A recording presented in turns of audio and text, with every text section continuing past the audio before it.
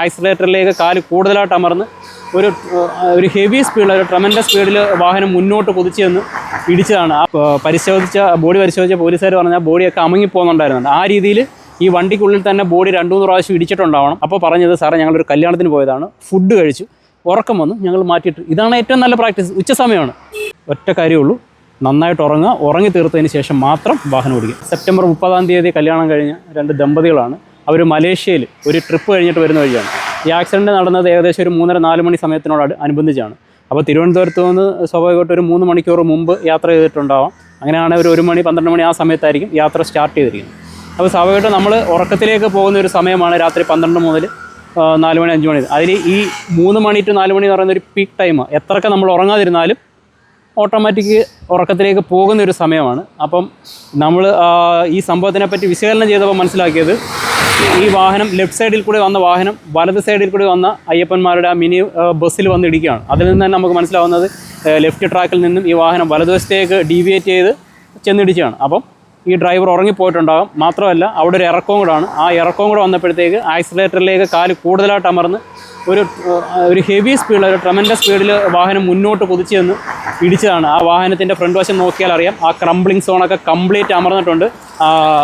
വാഹനത്തിൻ്റെ impact absorb ചെയ്യാനുള്ള area ആണ് ഈ ക്രംബ്ലിംഗ് സോൺ എന്നൊക്കെ പറയുന്നത്. അതെല്ലാം കവർ ചെയ്തിട്ടാണ് വാഹനം ചെന്നിടിച്ചേക്കുന്നത്. ഫ്രണ്ടിലുണ്ടായിരുന്ന 2 പാസഞ്ചേഴ്സും ഡ്രൈവറും കോ ഡ്രൈവറും സീറ്റ് ബെൽറ്റ് ഇട്ടിട്ടുണ്ടായിരുന്നു. കുറേ ഇരുന്ന ആളുകൾ സീറ്റ് ബെൽറ്റ് ഇട്ടിട്ടില്ലായിരുന്നു. അപ്പോൾ ഇത്തരത്തിലുള്ള അപകടത്തിൻ്റെ ആഘാതം കുറയ്ക്കാൻ വേണ്ടിയിട്ട് ഡ്രൈവറും കോ ഡ്രൈവറും മാത്രമല്ല എല്ലാ പാസഞ്ചേഴ്സും ഈ ഇത്തരത്തിൽ സീറ്റ് ബെൽറ്റ് യൂസ് ചെയ്യുന്നത് ഏറ്റവും നല്ലതാണ്. അപ്പോൾ അത്തരത്തിൽ പാസഞ്ചേഴ്സ് ബാക്കിലുള്ളവർ സീറ്റ് ബെൽറ്റ് യൂസ് ചെയ്തിരുന്നെങ്കിൽ ഒരു പക്ഷേ അവർക്ക് അപകടമരണം സംഭവിക്കാൻ സാധ്യതയില്ലായിരുന്നു. ഏതെങ്കിലും തരത്തിലുള്ള പരിക്കുകൾ മാത്രമേ സംഭവിക്കത്തുള്ളായിരുന്നു. മുന്നിലിരുന്നവർക്കാണ് ഗുരുതരമായ പരിക്ക്. ബോഡി പരിശോധിച്ച പോലീസുകാർ പറഞ്ഞാൽ ബോഡിയൊക്കെ അമങ്ങിപ്പോകുന്നുണ്ടായിരുന്നുണ്ട്. ആ രീതിയിൽ ഈ വണ്ടിക്കുള്ളിൽ തന്നെ ബോഡി 2-3 പ്രാവശ്യം ഇടിച്ചിട്ടുണ്ടാവണം. അതായിരിക്കണം ഇത്രയും മറ്റ് എക്സ്റ്റേണൽ വലിയ പരിക്കുകളൊന്നുമില്ല. പക്ഷേ അപകട സ്ഥലത്ത് എത്തിയ ആൾക്കാരും പറഞ്ഞത് 3 പേര് ഓൾമോസ്റ്റ് മരിച്ച അവസ്ഥയിലായിരുന്നു. അവർ ഡോക്ടേഴ്സ് ഒന്നുമില്ല, എങ്കിൽ പോലും അവരുടെ ഒരു എക്സ്പീരിയൻസ് കൊണ്ട് മരിച്ച നിലയിലാണ് അവർ കാണപ്പെട്ടതെന്നാണ് പറഞ്ഞത്. അടുത്ത ഒരാൾക്ക് ചെറിയൊരു ജീവനുണ്ടായിരുന്നു, പക്ഷേ അവർ ഹോസ്പിറ്റലിൽ എത്തിച്ചപ്പോഴത്തെ മരിച്ചു. അപ്പോൾ നമുക്ക് ഇതുമായിട്ട് അനുബന്ധിച്ച് പറയാനുള്ള കാര്യം എന്ന് പറഞ്ഞത്, വാഹനം ഓടിക്കുമ്പോൾ ശ്രദ്ധിച്ച് വാഹനം ഓടിക്കുക. നല്ല റോഡാണ്. ഈ റോഡിൽ നമുക്ക് ഒരു കച്ചട റോഡിൽ നിന്ന് വന്നു കഴിഞ്ഞാൽ ഒരു ആക്സിലേറ്റർ ചവിട്ടുമ്പം കൊടുത്തേക്കുന്ന അളവിൻ്റെ 10-1 അളവ് ആക്സിലേറ്റർ കൊടുത്താൽ മതിയാവും ഒരു നല്ല റോഡിലേക്ക് വരുമ്പോൾ. അപ്പോൾ അവിടെ മനസ്സിലാക്കേണ്ടത്, നമ്മൾ അത്തരത്തിൽ നിയന്ത്രിച്ച് ആക്സിലേറ്റർ കൊടുക്കുമ്പോൾ വാഹനത്തിൻ്റെ ഇന്ധനക്ഷമത കൂടുകയാണ്. അപ്പോൾ കൂടുതലായിട്ട് ആക്സിലേറ്റർ അമർത്തും, വീണ്ടും വാഹനത്തിൻ്റെ വേഗത കൂടുന്നു, ഇന്ധനക്ഷമത നഷ്ടപ്പെടുന്നു, വാഹനത്തിൻ്റെ മെയിൻ്റനൻസ് കൂടുന്നു. അപ്പം നല്ല റോഡിൽ വളരെ സാവധാനം ശ്രദ്ധിച്ച് വാഹനം ഓടിക്കുക. പിന്നെ രാത്രി കാലങ്ങളിൽ ഇത്തരത്തിൽ യാത്ര ചെയ്യേണ്ട അവസരം ഉണ്ടാകുമ്പോൾ നമ്മൾ ചെയ്യേണ്ട ഒരു പ്രധാനപ്പെട്ട കാര്യമെന്ന് പറയുന്നത്, ട്രെയിൻഡ് ഡ്രൈവേഴ്സ്, അതായത് മോട്ടോർ ക്യാബൊക്കെ ഉപയോഗിക്കുന്ന സ്ഥിരം ഡ്രൈവർമാരുണ്ടല്ലോ, ഒന്നീ അത്തരം അവരുടെ വാഹനങ്ങൾ ഉപയോഗിക്കുക. ഇനി അങ്ങനെ വാഹനം ഉപയോഗിക്കാൻ പറ്റുന്നില്ല, നമ്മുടെ വാഹനത്തിലാണ് പോകുന്നതെന്നുണ്ടെങ്കിൽ അത്തരത്തിലുള്ള ട്രെയിൻഡ് ഡ്രൈവേഴ്സിനെ നമ്മൾ യൂസ് ചെയ്ത് വാഹനം ഓടിക്കാൻ വേണ്ടി ശ്രമിക്കുക. ഇനി ഈ ഉറക്കം വരുന്ന സാഹചര്യത്തിൽ നമുക്ക് 2 തരത്തിലുള്ള, നമ്മുടെ കണ്ണിൽ 2 തരത്തിലുള്ള കോശങ്ങളുണ്ട്. ഒന്ന് റോഡ് കോശം, ഒന്ന് കോൺ കോശങ്ങൾ എന്നാണ് പറയുന്നത്.